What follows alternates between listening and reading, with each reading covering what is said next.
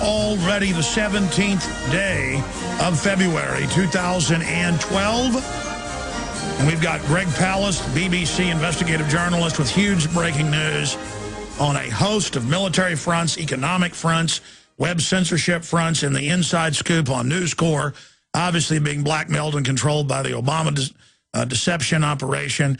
Suddenly you're seeing a lot of Obama worship over at News Corps, and Sky TV's now suddenly worshiping the Labour Party over in England because they've got the prosecutors ready to drop the hammer on all of them. They just arrested 8 more News Corps people last week. So this could be the end of News Corps as we know it, unless they basically become current TV and hire Al Gore on their board. And I'm not joking. You may see stuff like that. So this may be the only way the globalist liberal arm of the New World Order can actually get viewers, is to actually have a hostile intelligence operation takeover of News Corps through blackmail.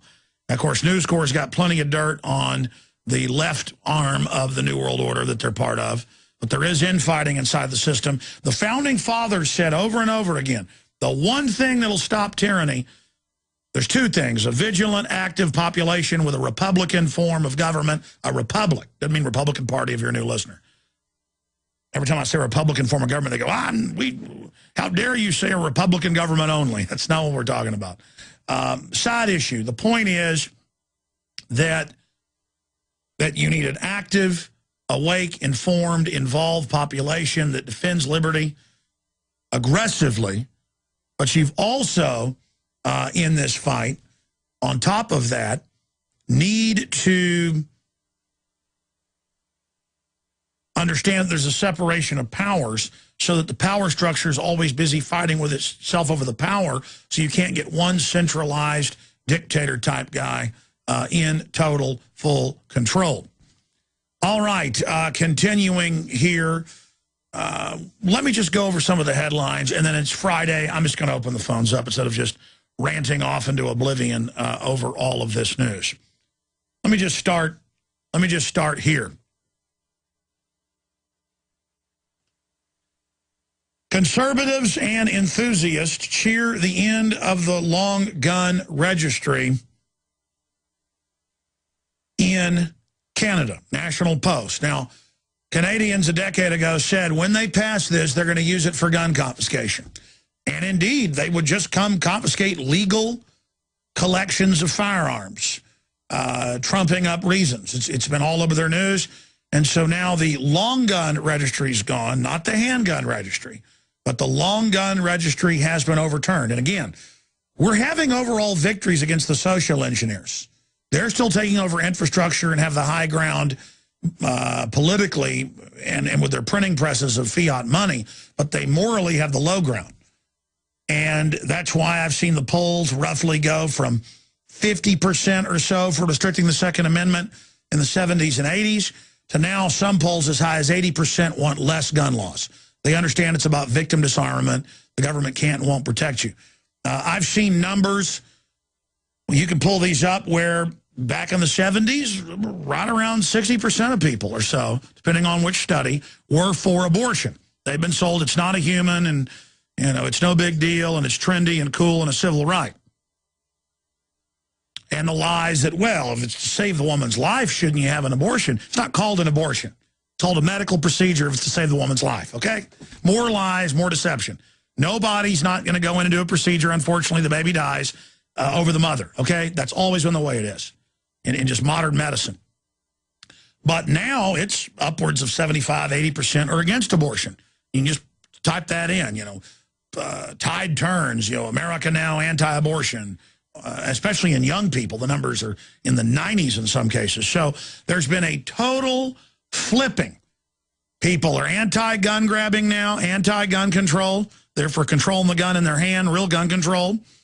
They're anti-abortion. They're anti-UN. They're anti-globalist. See, the globalists were able to take over America through traitor media, by owning the media. They were able to slowly brainwash people, twist things, sell things. But the fad's over. Honeymoon's over. Honeymoon's over. I mean, in Canada, despite the globalists in control of that parliament, the Queen suspending their parliament 3 times in the last 4 years and all of it, over things like this, they have now overturned the major gun registry. Boom! Victory. This is a big deal. You know, you remember 3 years ago when the Copenhagen document got leaked, and it was for world government. They were trying to get it passed without the third world seeing it. In one day, all this came out in the internal emails of the UN, fixing the numbers globally, and we've got to hide this fraud, and it's all about reducing population and all the eugenics boards. I had the guys go buy champagne, and we literally drank an $80 bottle of champagne in here, which is a lot for, you know, around here, folks. And I mean, and I said, you know what? I mean, after the show, I actually, and I'm not saying you should celebrate with alcohol, but it was like I just won the Indy 500. All of us did. I drove to the store, got a bottle of champagne, and went home with my wife. And we had that bottle of wine. I mean, it's so good. We can do it. I just start feeling so good when I think about it. We can beat these people, ladies and gentlemen. I know we can, and people haven't learned that yet, but they're starting to. And in the understanding that we can win and we've got strength is the victory. In the understanding of how strong we are, we can win. I mean, I know a lot of you are like, why has this guy just got tears in his eyes? You know, involuntarily, over going back to that moment. It's because you get excited when your team wins the Super Bowl or the playoffs. I've seen grown men get just like I did, and coaches cry. I mean, back when I was a teenager, I'd cry when the Cowboys won. You know, get a tear in my eye of happiness while we were high-fiving, you know, at a barbecue. That's a simulation of what real humanity is. I get an endorphin rush just going back to watching that enemy Death Star blow up. And I told you that was going to reverse their entire environmental eugenics movement. And it's been a major wedge into their operation. It has been devastating, and they admit it. Al Gore is now a joke, his own people running from him. I mean, it's a devastating win. Man, savor that. A devastating victory. Now, this isn't as big as that, but it's another signpost. Even though Canada is so rigged, just like our system, still there's freedom. It was a victory when the head Rothschild got caught being a puppet master over Russian oligarchs and major British government officials. He sued trying to say it wasn't true, and the suit reversed, and it all came out, and there was still, even in some of the most rigged courts in the world, when it comes to libel, strongest libel laws in the world, the judge said, you were deceptive and got caught. I read part of the ruling here on air. You lied to us. You filed a bad suit.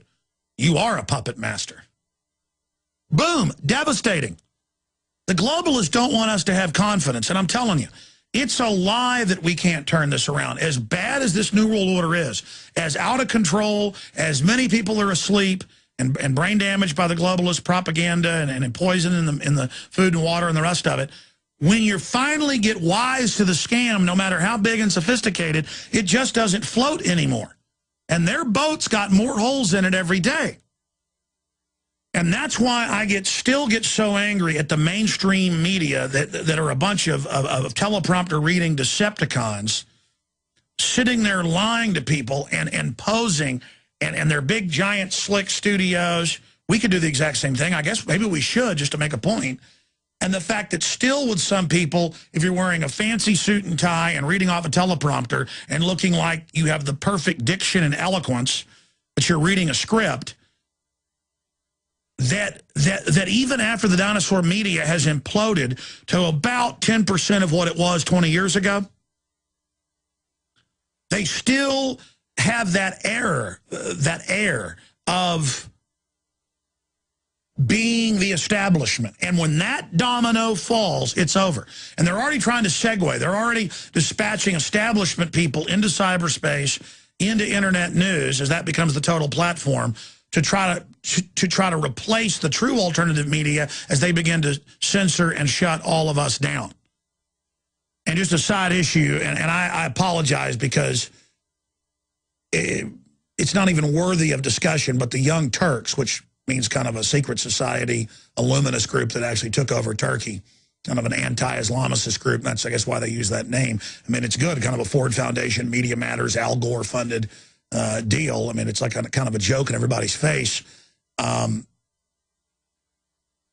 that's where that name comes from. I just saw some video where they were saying they're the #1 news show on the internet in the world. And I said, if you look at Alexa And if you look at all of our internet traffic and streams and podcasts and all of our YouTube channels, we dwarf them, and a bunch of other people dwarf them. And, I mean, Glenn Beck's bigger than they are on the internet. WorldNet Daily, and the list goes on and on. I said it's not true because I'm sick of Al Gore dispatching some people that show Hollywood clips all day and then call that news and then say they're bigger than people when with hardcore info, we're beating the establishment media and the establishment spin-off counterfeit alternative media with real hardcore news. That says the people are hungry for truth. That says the awakening is winning. That's an attack on all of us to say this show is at number one. Number one in full spectrum alternative media. Drudge is indisputed number one in old line media, alternative media, and agenda setting. There's just nothing compared to it.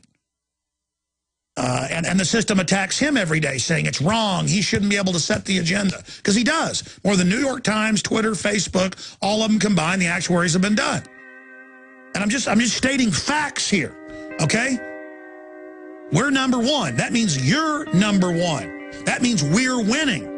We're winning. And more and more I realize the fact that we're winning needs to be trumpeted. So we're going to start publishing more of these numbers, going over it, pointing it out, so you know the victories you're having. I want you to email, I want you to Facebook, I want you to Twitter out Infowars.com to everybody. The more they try to censor us, the more we got to fight back.